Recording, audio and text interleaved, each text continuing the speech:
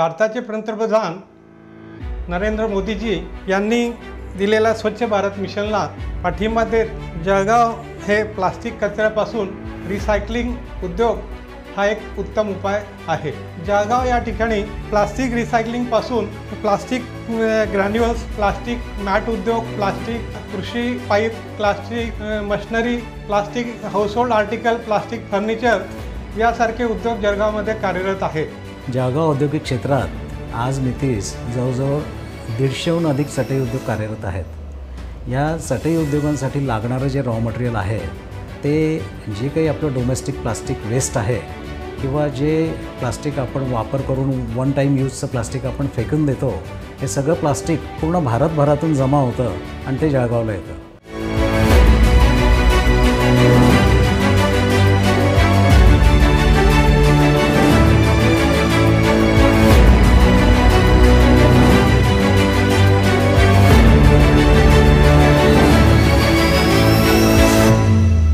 यहाँ पे लोड गाड़िया वालों से, फेरे वालों से माल लाते हैं, महाराष्ट्र में और बाहर से भी माल आता है।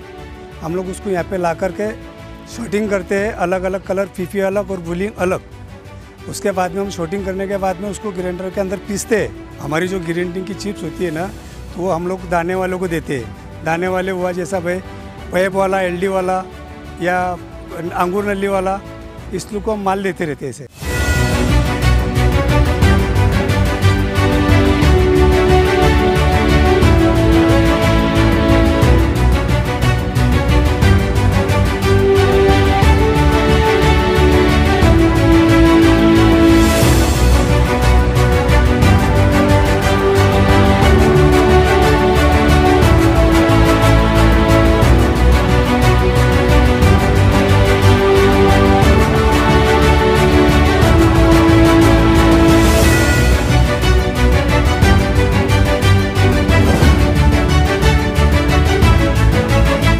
आमच्या इथे प्लास्टिक स्क्रॅपपासून प्लास्टिक रिसायकल्ड प्लास्टिक ग्रॅन्युल्स बनवण्याचं काम केलं जातं। इथे आमच्याकडे वेगवेगळ्या पद्धतीचे वेगवेगळ्या टाईपचे प्लास्टिक स्क्रॅप येतात, जसे की पॉलिप्रोपिलिन, HDPE हे स्क्रॅप येतात आणि त्यांना आम्ही इथे वॉश करतो, क्लीन करतो आणि त्यानंतर त्याचं एक्सट्रुजन करून त्याला प्लास्टिक ग्रॅन्युल्स या फॉर्ममध्ये आणतो। तर ह्या स्क्रॅपपासून विविध प्रकारचे उत्पादनही या ठिकाणी होतात। एक चटई तर मोठ्या प्रमाणात निर्मित होतच आहे, पण याच्यापासून आपण प्लास्टिक चेअर्सही निर्माण होत आहेत, PVC पाईप्स निर्माण होत आहेत आणि जे डोमेस्टिक वापराचे प्लास्टिक आर्टिकल्स आहेत, जसे बकेट्स आहेत, मग आहेत किंवा ट्रेज वगैरे, अशा विविध प्रकारचे प्लास्टिक प्रॉडक्ट्स या ठिकाणी या वेस्टपासून निर्माण होत आहेत।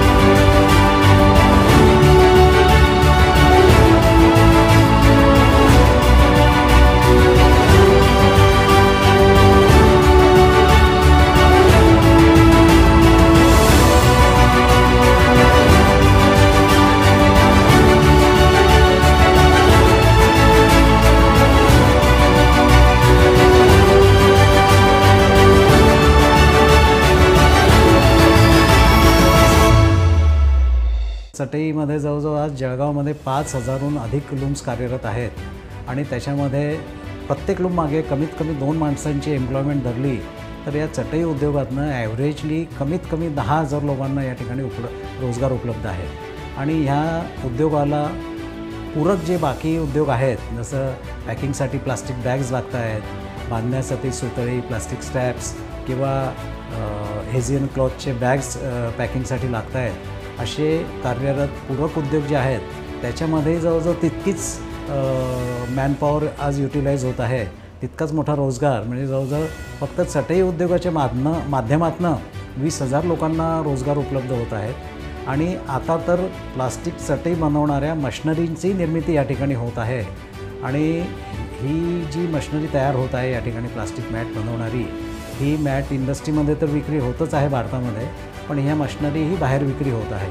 तर एकंदरीत ह्या सगळ्या उद्योगामुळे खूप मोठ्या प्रमाणामध्ये या ठिकाणी एम्प्लॉयमेंट जनरेट झालेली आहे.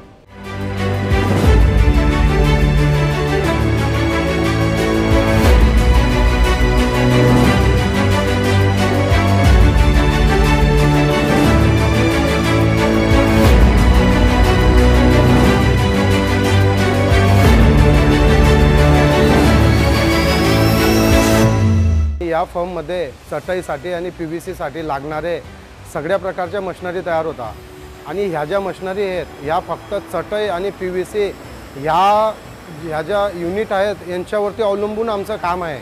आणि जर चटई प्लांट आणि PVC प्लांट आपल्या जळगावमध्ये जर नसता तर शक्यतोवर आम्हालाही काम मिळालं नसतं. त्याचं कारण असं की बाहेरची कुठलीही एकही कंपनी अशी मोठी नाही आहे की त्यात आमचे छोटे छोटे उद्योग हे चालू शकतात. प्लास्टिक रिसायकलिंग उद्योग या उद्योगाला प्रोत्साहन मिळण्यासाठी शासनाने प्लास्टिक क्लस्टर, प्लास्टिक पार्क याची निर्मिती करावी, जेणेकरून या उद्योगाला चालना मिळेल आणि आमच्या समस्या सुटतील.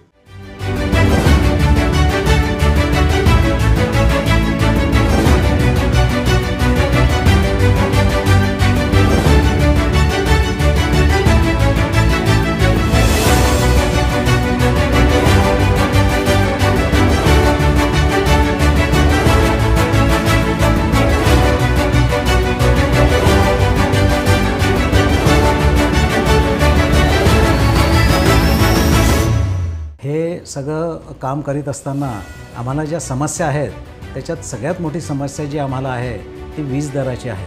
कारण प्लास्टिकसाठी वीज खूप मोठ्या प्रमाणात लागते. एक प्रकारे वीज हेच प्लास्टिकचं एक रॉ मटेरियल आहे असं म्हटलं तर ते वावगं होणार नाही. आणि आज भारतामध्ये सगळ्यात जास्त विजेचे दर हे महाराष्ट्रात आहेत. त्यामुळे काही ठिकाणी असं झालेलं आहे की उद्योग आपल्या इकडनं परराज्यांमध्ये शिफ्ट होत आहेत. छत्तीसगडमध्ये आपल्यापेक्षा जवळजवळ 50 ते 55% इतकाच विजेचा दर आहे. त्यामुळे बऱ्याच प्रमाणात प्लास्टिक उद्योग छत्तीसगडमध्ये शिफ्ट होत आहेत. तर आमची शासनाला ही मागणी आहे की ज्या ठिकाणी रिसायकलिंग होत आहे, प्लास्टिकचं रिप्रोसेस करून जे काही प्लास्टिक आम्ही यूज करत आहोत, पुनर्वापर करत आहोत, अशा उद्योगांना विजेच्या दरामध्ये भरीव सवलत सरकारने द्यावी, जेणेकरून हे उद्योग इथे वाढीस लागतील. आणि एम्प्लॉयमेंट तर खूप मोठ्या प्रमाणात इथे जनरेट झालेलीच आहे. आणि ह्या जी चटई आम्ही निर्माण करत आहोत याच्यातनं GSTचं संकलनही खूप मोठ्या प्रमाणात आहे आणि परकीय चलनही त्याच्यामध्ये खूप मोठ्या प्रमाणात उपलब्ध होत आहे. तर त्यासाठी आम्ही पुनश्चही मागणी करतो की तुम्ही शासनाने विजेच्या दरात सवलत द्यावी. त्याचप्रमाणे या स्क्रॅपवर जे काही 18% GST आकारलं जात आहे, तर सरकारने जर हे रिसायकल होत असेल तर या स्क्रॅपला पूर्णपणे टॅक्समधनं एक्झम्प्ट करावं, जेणेकरून जास्तीत जास्त प्रमाणामध्ये जे प्लास्टिक आज समस्या झालेलं आहे ते जास्तीत जास्त रिसायकल होईल आणि त्यापासून या ठिकाणी चांगल्या वस्तू निर्माण होतील, त्याच्यातनं रोजगार निर्मिती होईल, परकीय चलन उपलब्ध होईल. ही आमची या ठिकाणी शासनाकडे आमची मागणी आहे.